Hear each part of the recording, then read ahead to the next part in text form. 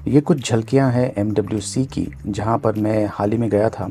और ये जो वीडियो आप देख रहे हैं ये मैंने DJI का जो Osmo Pocket 3 है उसी से ही शूट किया हुआ है। अमेजिंग कैमरा है और अमेजिंग फीचर्स के साथ में आता है। इसमें बिल्ट इन गिम्बल भी दिया हुआ है। मुंबई टू बार्सिलोना MWC के लिए जाते समय ये एक स्टॉप था अबू धाबी में। और यहाँ पर देखिए मैंने ये जो एक्शन कैमरा है DJI Osmo Pocket 3, इससे ये शूट किया है। MWC काफ़ी एक्साइटिंग था, लेकिन जो मेन अट्रैक्शन था वो था Xiaomi का ये EV जो कि उन्होंने वहाँ पर शोकेश किया था। ये है SU7 Max। अब वहाँ पर ज़्यादा इन्फॉर्मेशन उन्होंने रिवील नहीं किया था, लेकिन अब ये ऑफिशियली लॉन्च हो गया है। ये जो Xiaomi सीडान है ये 2 वेरिएंट्स में अवेलेबल है। एक तो है SU7 जिसका जो रेंज है ये है तकरीबन 700 किलोमीटर्स फुल चार्ज पर, और जो दूसरा वेरिएंट है SU7 Max उसका रेंज है 810 किलोमीटर्स फुल चार्ज पर। ये जो Xiaomi EV है इसका प्राइसिंग शुरू होता है $30,000 से तकरीबन 25 लाख के आसपास, लेकिन इसका इंडिया में आने की संभावना बहुत ही कम है।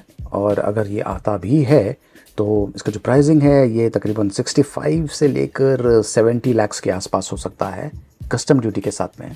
तो MWC में बहुत सारे इंटरेस्टिंग गैजेट्स देखने को मिले, खास करके इस प्रकार के बहुत सारे रगेड फोन्स वहाँ पर शोकेश किया गया था। और बहुत सारे प्रोटोटाइप मॉडल्स भी थे, जैसे कि ये लेनोवो का ट्रांसपेरेंट लैपटॉप। जो स्क्रीन है देख सकते हैं कि एक तरह से ट्रांसपेरेंट है, आप इसके थ्रू देख सकते हैं।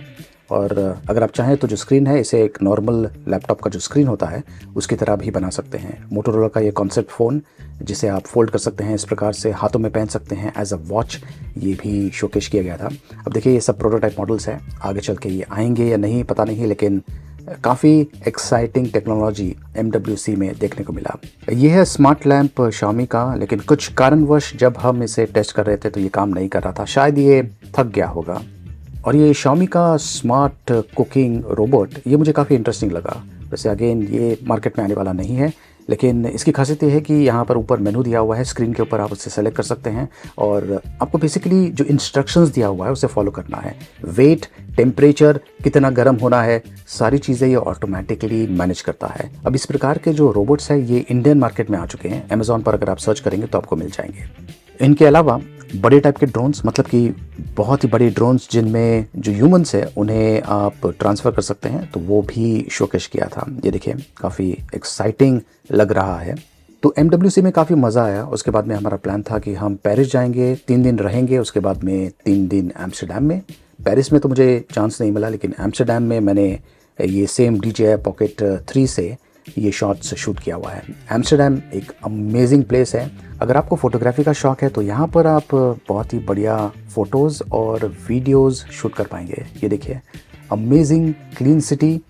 अब तक आपको ये समझ में आ गया होगा कि ये जो DJI Osmo Pocket 3 है ये किस टाइप की वीडियोज़ शूट कर सकता है।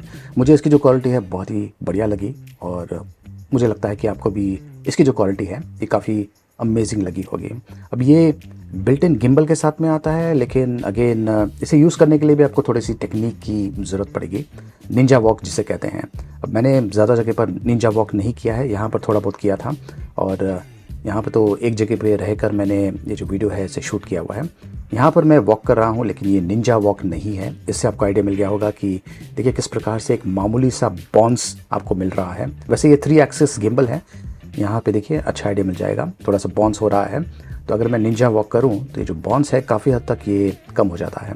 देखिए जो Z एक्सिस बाउंस है इसे आप पोस्ट में, मतलब कि शूट करने के बाद जो एडिटिंग सॉफ्टवेयर आप यूज़ कर रहे हैं उसमें इसे करेक्ट नहीं कर पाएंगे, बहुत ही डिफ़िकल्ट है।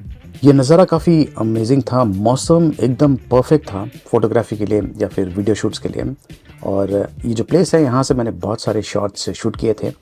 सोशल नेटवर्क्स पर भी मैंने जो शॉट्स है उन्हें शेयर किया था।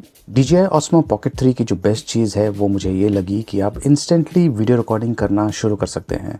और बेसिकली जो वाइड एंगल फॉर्मेट है, अब ये फ़िलहाल जितने भी शॉट्स आप देख रहे हैं ये मैंने वाइड एंगल फॉर्मेट में शूट किया हुआ है। लेकिन अगर आपको फॉर्मेट चेंज करना है शॉर्ट्स के लिए या फिर रील्स के लिए वीडियोस बनाना है तो जो वर्टिकल फॉर्मेट है उसमें भी आप शूट कर पाएंगे। देखिए यहाँ से आपको जो बाउंस है वो अच्छी तरीके से समझ में आ गया होगा। यहाँ पर मैंने जो बाउंस है इसे काफ़ी हद तक रिड्यूस करने की कोशिश की है। एक और अच्छी चीज़ Osmo Pocket 3 की ये है कि ये बैकग्राउंड को ब्लर कर सकता है, खास करके अगर आप ऑब्जेक्ट के काफ़ी नज़दीक रहेंगे देखा आपने यहाँ पर। तो अब जो बैकग्राउंड है ये पूरी तरीके से विजिबल है, लेकिन जैसे ही मैं किसी ऑब्जेक्ट के पास जाता हूँ तो जो बैकग्राउंड है ये ब्लर हो जाता है। अब ये जो चीज़ है आपको आमतौर पे एक्शन कैमरास में नहीं मिलता है, खास करके अगर आप गोप्रो के कैमरास यूज़ कर रहे हैं तो वो एक तरह से फिक्स्ड फोकस लेंस के साथ में आते हैं। लेकिन यहाँ पर खास करके अगर आपको क्लोजअप फोटोग्राफी करना है या फिर वीडियो शूट करना है तो उसके लिए भी ये जो DJI Osmo Pocket 3 है बहुत ही बढ़िया ऑप्शन है। ये शॉट भी मुझे काफ़ी बढ़िया लगा, कलर्स एकदम वाइब्रेंट है और ख़ास करके अगर आप स्काई की तरफ ध्यान दें तो काफ़ी ज़्यादा डिटेल्स इसने कैप्चर किया हुआ है। क्लैरिटी भी एकदम सुपर्ब लेवल की है। ये जितने भी शॉट्स है ये मैंने 4K एट 60 FPS में शूट किया हुआ है।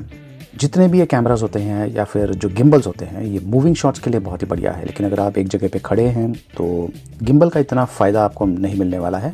लेकिन क्योंकि जो जॉयस्टिक है उसे यूज़ करके मैं मूव कर सकता हूँ, तो ये देखिए इस प्रकार के शॉट्स भी आप ये जो Osmo Pocket 3 है इसके ज़रिए शूट कर पाएंगे। यहाँ पर पोल्यूशन नहीं है, स्काई एकदम क्लियर है और अगर आप ऊपर देखें आपको बहुत सारे लाइंस दिख रहे होंगे।